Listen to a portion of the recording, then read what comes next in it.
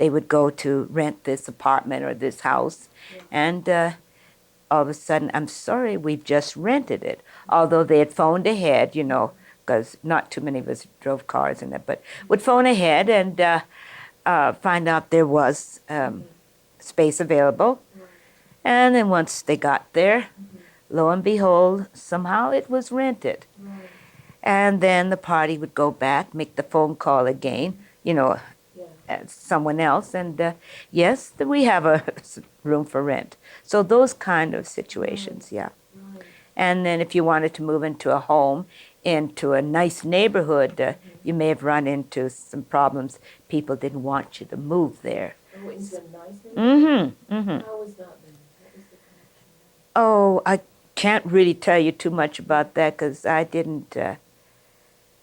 There would be problems where people know they didn't want you there, but it wasn't over like we here in the States where people came and threw rocks at you or painted, but they let you know, or else the person selling the home sometimes was told by the community, no, don't sell that, so on. And then I guess some did say, well, we're going to anyhow. The biggest thing that AAACP was helping was discrimination, for instance, in a pool, the swimming pool here in Calgary, and also in some of the places where they went to dance. You know, dance halls, that's right. So those were some of the areas that came to our attention after we were formed. Oh, right. So could you tell me a little bit about the swimming pool? Was it a public swimming pool? It was a public swimming pool, but not for us. Yeah. As I said, Mojo did attend and find out more about that, which he can tell you. Right. Yeah. Right.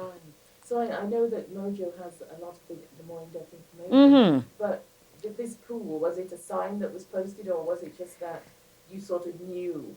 Was it? I think we sort of knew, and as you went there weren't any signs. Right. Oh, no, we wouldn't do, you know, that wouldn't do that. But it was expressed to you once you got there, I understand. Right, okay. So that was with the pool, and what was the other one? The dance halls. Oh, the dance hall. Uh-huh. And then, of course, no, you can't come in, and why? You know, then there'd be an argument. So then... Sorry, go on. And then the parties involved would contact the AAACP. And I guess a couple families had some problems at school, too. Right. Uh-huh. In terms of? Children calling their children names. Maybe, racial slurs, and perhaps a little scuffle would break out, of course, because a black child isn't going to take that. Yeah. And then the principal would somehow find out that, to their estimation, it was the black child who was at fault, you know. So things like that. Yeah. I recall in Edmonton, because it didn't involve the AAACP, but the teacher was reading this story about Black Sambo. I didn't like it. To this day, I can't stand the thought of that book. But anyway, so I got up and walked out of class. The teacher didn't like that. I went home to my mama and told her about it. She came back to the school with me. The principal saw her coming and ran. Oh, yes. Really? Oh, yes. So that book was not read again, at least while I was in class. So there wasn't a... But my mother was the AAACP, if you say. But she didn't want to take anything. No, you don't be hitting my child, you know, for this and that. So it was good to know you had that family, Yes. that backup. support, yes. My father was able to get on as a porter. So, and then he picked us, I think it was 5 of us kids at the time, and we moved here to Calgary. And he became a porter. Good living. I mean, much better living than what he was doing before. Right. What was he doing before? Well, I recall now he did work in the coal mines. What else did my father do? he was singing on the radio. That wasn't, of course, he couldn't make money there. But I just recall the knowing about the coal mines. Mhm. And then there was the Depression Right. when we were in Edmonton. Mhm.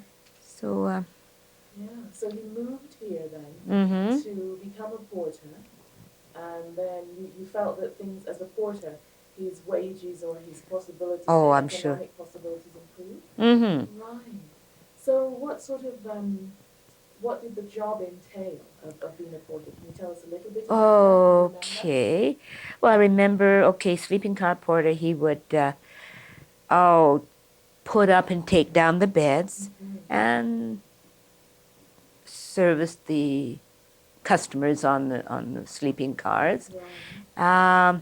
And then also during the war, he would be there to transport the soldiers from this end to down east where they got on the boats and that Yeah. wherever to go to the wars. The Second World War. Mm-hmm. Right. And he took his guitar along and played and had sing songs. So, and also there was a bit of card games, going Oh, on right. also. So it was a tough job for him, which I learned later on. Mhm. Every time he'd what would they call a layover Yeah. in Calgary, my mother and I would walk up to the train station Uh-huh. and help him do his berths, Right.